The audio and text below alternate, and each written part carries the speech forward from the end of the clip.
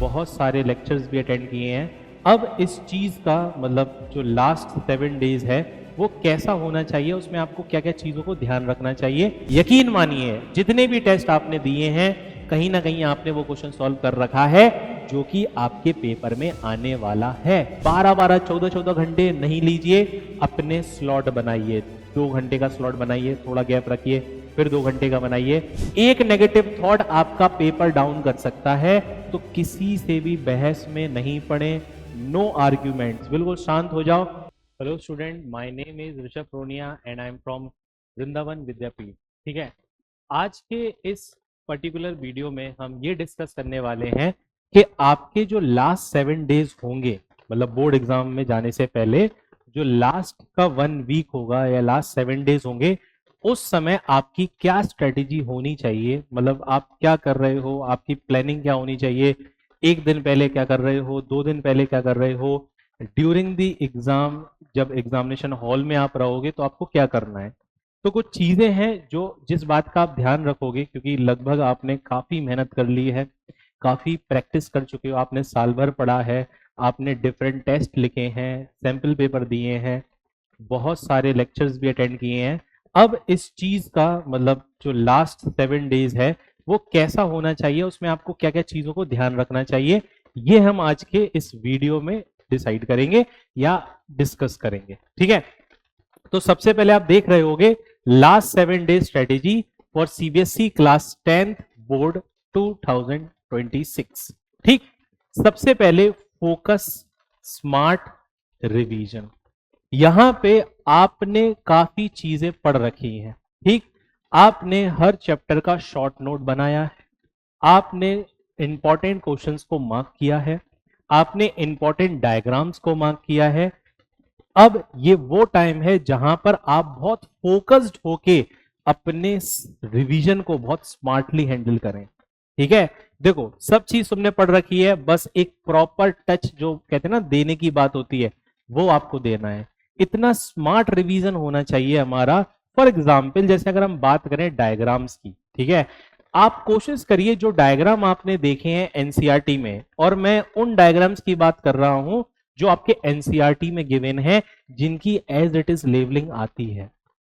ठीक है, तो मिनिमम हर डायग्राम में आपको 3 से 4 लेवलिंग के पार्ट रखने हैं। कोशिश करिए कि आप इन बचे दिनों में रोज किसी ना किसी सब्जेक्ट के डिसाइड कर लीजिए कि बायो है, फिजिक्स है, केमिस्ट्री में है, जो भी डायग्राम है आप उनको एक बार बिना देखे बना लीजिए। बिना देख के बनाने के बाद उसमें लेबलिंग भी उस हिसाब से करिए।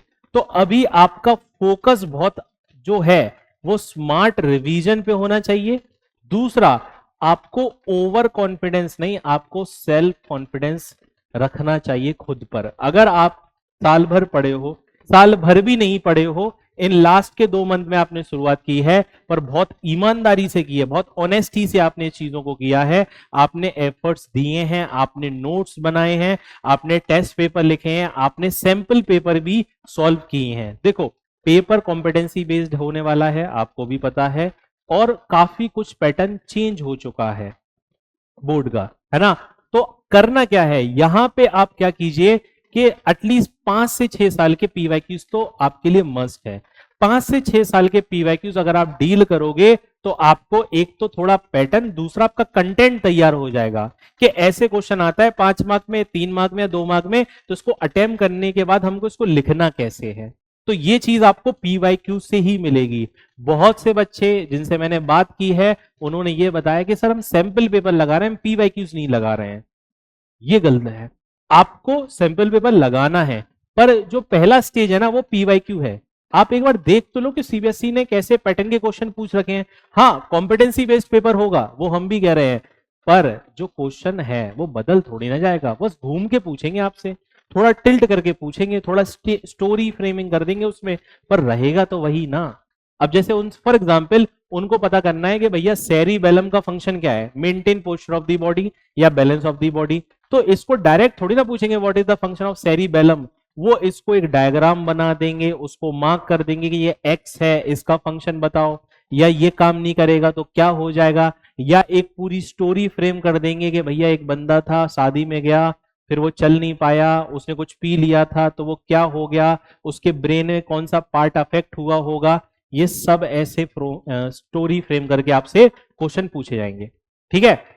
एंड एग्जाम की टेम्परामेंट देखिए भाई, बोर्ड एग्जामिनेशन है, ऑब्वियसली लाइफ में एक टाइम होता है, लाइफ में एक बार इसकी मार्कशीट बनती है और जिंदगी भर आपके साथ चलती है।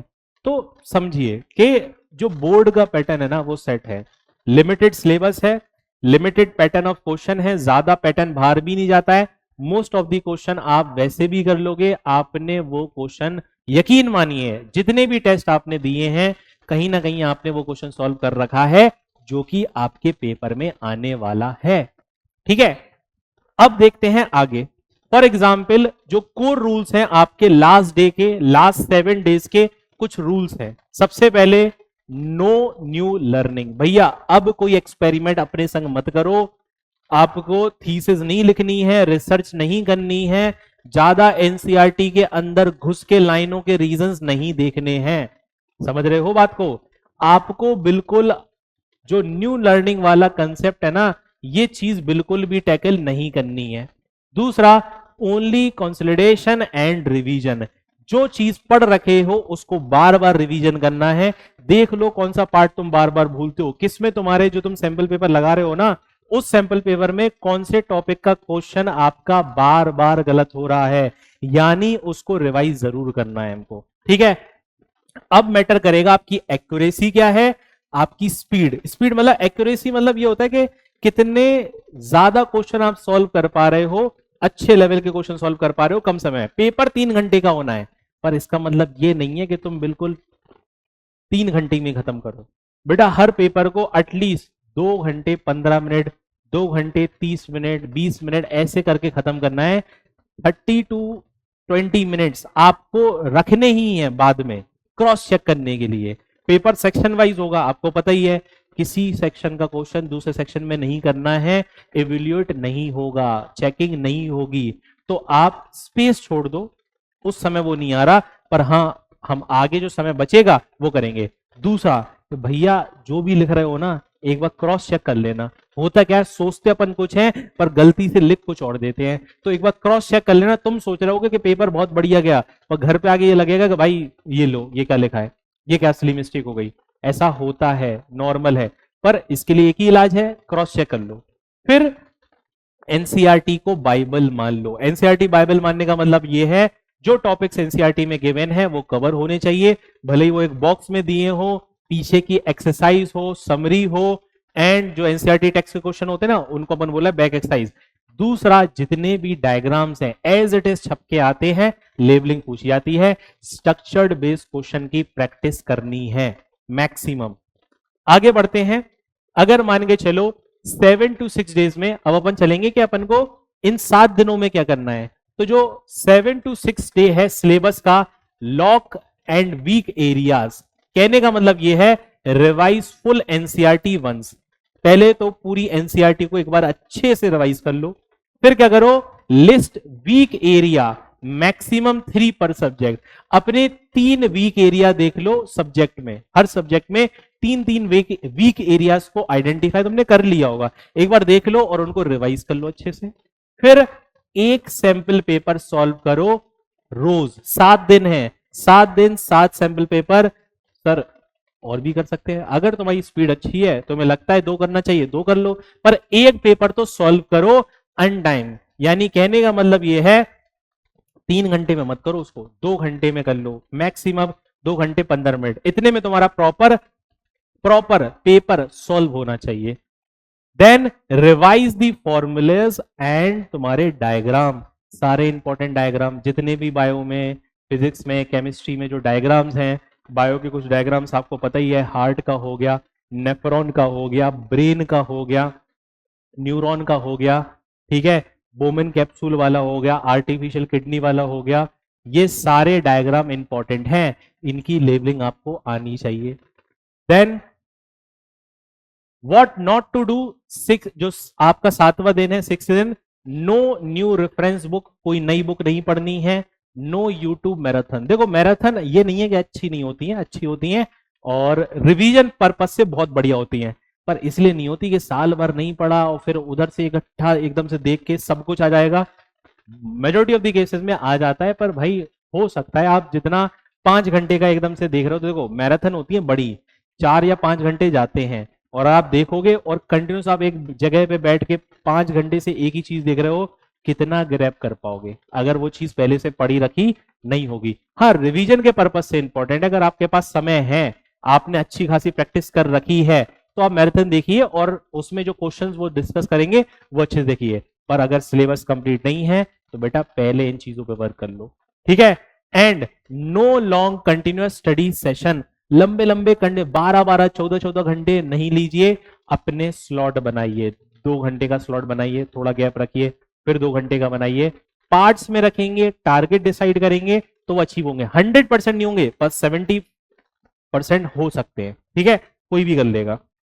अब 5 to 4 days एग्जाम पैटर्न और राइटिंग, भैया सॉल्व करना है सैंपल पेपर, फिर प्रैक्टिस दी केस बेस्ड। क्यों? क्योंकि बेटा ये 4 मार्क कैरी करता है और असर्शन रीजन क्वेश्चन बहुत ज्यादा इंपॉर्टेंट पार्ट है। क्यों? क्योंकि एमसीक्यू वाले पार्ट में आएगा पहले 20 क्वेश्चन में, अगर गलत हो गया ना तो भाई 1 मार्क चला जाएगा, समझ लो ना। जो परफेक्ट 100 मार्क्स लाने वाला सीन है ना साइंस में आपका, वो रह जाएगा। सर क्या करें? Topic wise, chapter wise, topic wise या चैप्टर वाइज कम से कम 20 से 30, 20 to 30 क्वेश्चंस बेटा प्रैक्टिस कर लो। यही इलाज है इसका, और कोई इलाज नहीं है। जितना ज्यादा असर लगा के जाओगे चैप्टर वाइज या टॉपिक वाइज, पहले तो तुम चैप्टर वाइज लगा लो, ठीक है। जिस पर्टिकुलर टॉपिक के खराब होते हैं, गलत होते हैं, तो उसके प्रैक्टिस कर लो। फिर फोकस ऑन 3 और 5 मार्क आंसर, जो 3 मार्क के आंसर्स हैं, 5 मार्क के आंसर्स हैं, उन पे फोकस करो, क्योंकि मैटर डालना है, मैटर पॉइंट्स में डालना है, ग्राफिकल रिप्रेजेंटेशन करनी है चीजों की, ठीक है। फिर टाइम योरसेल्फ, अपने टाइम मतलब जो भी चीजें हैं टाइमली करो, ठीक है।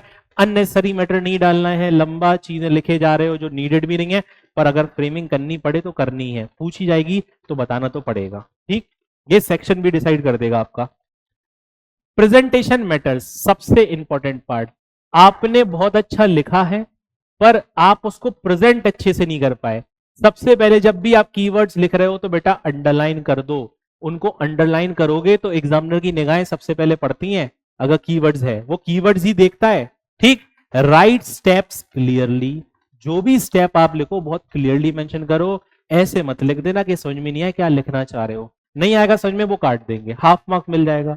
फिर ड्रॉ नीट डायग्राम, बहुत खूबसूरत डायग्राम नहीं बनाने हैं, ऐसे डायग्राम बना देना जो लगता है कि हाँ उसी चीज का डायग्राम है, पता चला कि वो डायग्राम किसी और चीज का था, लग कुछ और रहा है।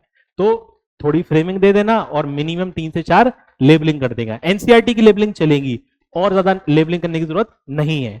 अंडरलाइन दी की पॉइंट्स, जो की पॉइंट्स आप डाल रहे हो उनको भी अंडरलाइन कर दो। स्केचिंग नहीं करनी है भाई, शेडिंग वगैरह मत करना। Day 3 PYQs high weightage areas, तुम्हें पीवाईक्यूज पता है, हर चैप्टर में तुमने पीवाईक्यूज सॉल्व कर रखे हैं।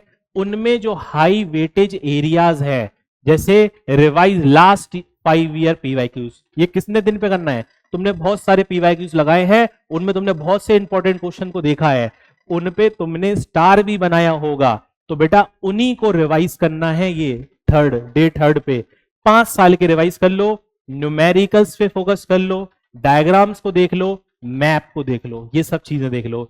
And revise the mistake notebook, बहुत कम लोगों की बनी होगी, पर किसी लोगों ने बनाई है, उतने अच्छे से ऑर्गेनाइज नहीं की है, कहीं ना कहीं लिखी है। उन मिस्टेक जो तुमने करी है उनको अच्छे से देख लो। वो मिस्टेक तुमने साल भर करी है ना बेटा, तो बोर्ड में नहीं करना है, समझ रहे हो ना। अगर मिस्टेक आइडेंटिफाइड है और तुम उसको रिपीट कर रहे हो तो फिर भाई यही तो सिली मिस्टेक होती है।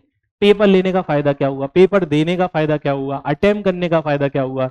आप अपनी मिस्टेक को रिपीट मत करो, ठीक है। फिर आगे चलेंगे, यहां पे देखो डे 2 लाइट रिवीजन रखना है, माइंड कंट्रोल में रखना है।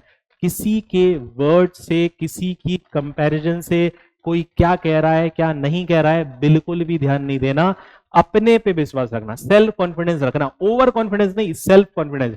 तुम जो कर रहे हो बिल्कुल सही कर रहे हो, जो जरूरी था वो तुमने किया, जितना एफर्ट तुम दे सकते थे तुमने ईमानदारी से दिया है। तो किसी का एक थॉट, किसी का एक लाइन, किसी का एक वर्ड डिसाइड नहीं करेगा तुम्हारे फ्यूचर को।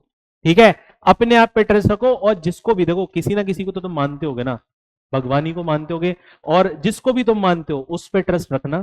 ठीक है, उस इंटेंट से जाना, पॉजिटिव इंटेंट से कि हाँ हमने मेहनत करी है, जो भी होगा देखा जाएगा, बढ़िया से एफर्ट देके आएंगे, प्रॉपर तरीके से लेके आएंगे, अच्छे से। इन्फ्लुएंस नहीं होना है नेगेटिव। एक नेगेटिव थॉट आपका पेपर डाउन कर सकता है, तो किसी से भी बहस में नहीं पड़े, नो आर्ग्यूमेंट्स, बिल्कुल शांत हो जाओ। आप शांत हैं इसका मतलब ये नहीं है कि आप वीक हैं।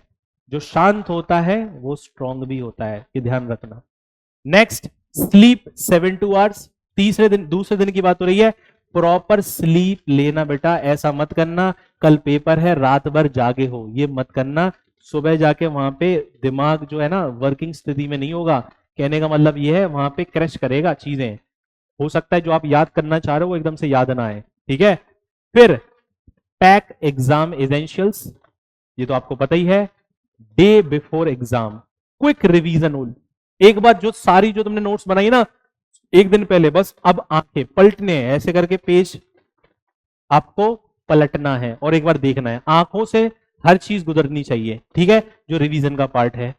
ईट लाइट फूड, बहुत लाइट फूड खाना भाई, ज्यादा भारी भरकम मत खाना, उसके बाद खा लेना, पर उस समय मत खाना। Positive mindset will lead to success, ये तुमको पता ही होगा। एंड एग्जाम हॉल स्ट्रेटजी, सबसे पहले जो रीडिंग टाइम है ना, उस रीडिंग टाइम में देखना पेपर में कि जो सेक्शन बी वाला पार्ट है, सेक्शन मतलब हर जो सेक्शंस हैं उनमें जो इंटरनल चॉइस वाले क्वेश्चन होंगे उनमें पहले ही सिलेक्ट कर लेना रीडिंग टाइम में कि तुम कौन सा अटेम्प्ट करोगे, जो तुम सबसे ज्यादा अच्छे से कर सकते हो, जिसमें तुम्हें पता है कि तुम मैक्सिमम स्कोर कर सकते हो। ईगो पे मत लेना कि नहीं हम तो यही वाला करेंगे, ऐसे मत करना। जिसमें ज्यादा स्कोर कर पाओ वही अटेम्प्ट करना। सिंपल से कहने का मतलब यह है जिसमें मैटर डाल पाओ, कीवर्ड्स डाल पाओ, वही अटेम्प्ट करना, क्योंकि मार्क्स तुमको वो भी उतने ही देगा। ठीक, सेक्शन भी हाईएस्ट स्कोरिंग वाला है, चांसेस बहुत कम होते हैं मार्क्स कटने के, चांस ज्यादा सेक्शन वो जो एमसीक्यू वाला पार्ट है, असर्शन रीजन वाला पार्ट है, उसमें है। ठीक है, वो तो प्रैक्टिस से ही आएगा। ठीक, फिर start with strong questions. Start with strong question, जो तुम्हें लगता है कि ये बहुत ज्यादा में आता है उसमें तुम स्टार्ट कर सकते हो। ठीक है, फिर मैनेज टाइम वाइजली, ऐसा नहीं है कि एक ही सेक्शन को हम टाइम दिए जा रहे हैं। साइंस में बेटा जो पैटर्न है ना वही सॉल्व करना, पहले बायो, फिर केमिस्ट्री एंड देन फिजिक्स। हो सकता है फिजिक्स में अगर आप बिजी हो गए ज्यादा तो दूसरा सब्जेक्ट अफेक्ट होगा। आपके 30 मार्क बायो से आने हैं, वेटेज तो है, समझ रहे हो। फिर reserve last 10 minutes for checking. हमने 10 मिनट बोले इसमें, पर एटलीस्ट 20 मिनट रखना अपने चेकिंग के लिए कि कोई गलती है तो उसको करेक्ट कर पाओ। And big mistakes to avoid, studying new topic नहीं करने, ignoring NCERT language, NCERT language को इग्नोर नहीं करना है, कंपेयरिंग विद अदर्स अपन डिस्कस कर चुके हैं, और अपनी स्लीप को सेक्रीफाइस मत करना। Final message, board test calmness और क्लैरिटी से। बोर्ड टेस्ट के देने के जो रूल है वो यही है, जितना ज्यादा काम रहोगे उतनी ज्यादा आपको क्लैरिटी होगी। काम रहने से क्लैरिटी आती है, कहीं ना कहीं तुमने ये फील किया होगा अपने लाइफ में। बिलीव इन योर प्रिपरेशन, अपनी प्रिपरेशन पे बिलीव करो, दूसरे वाले की मत देखो उसने क्या किया है। ठीक है, and you are ready, all the best. अपने आप से जिस दिन पेपर देने जा रहे हो ना, खुद से 2 मिनट बात करके जाना। जिस स्टडी टेबल पे बैठ के पढ़ते हो ना उस पे बैठना, सामने स्टडी टेबल पे देखना और अपनी जर्नी को एक बार थोड़ा सा रिकैप करना कि क्या किया है, क्या जरूरी था वो सब किया है, और उस टेबल पे ही बोल के जाना खुद से कि हम करेंगे और बढ़िया से देके आएंगे। हो सकता है पेपर थोड़ा सा आपका कम चला जाए, कोई भी पेपर, ऐसे तो नहीं होगा, बाई चांस गया, उसका इंपैक्ट दूसरे पेपर पे नहीं आना चाहिए। ठीक है, इतना तुम्हें स्ट्रॉन्ग करना होगा अपने आप को। और मिनिमम क्राइटेरिया क्या है, थ्योरी में 70 अबव जाना है, कैसे भी करके जाना है, 70 अबव मार्क्स लेके आने हर पेपर में, तो आप मिनिमम बैर मिनिमम 90% आप स्कोर कर लोगे। ठीक है, so wish you all the best, my blessings are always with you, and आप कर लोगे। ठीक है, all the best. Thank you.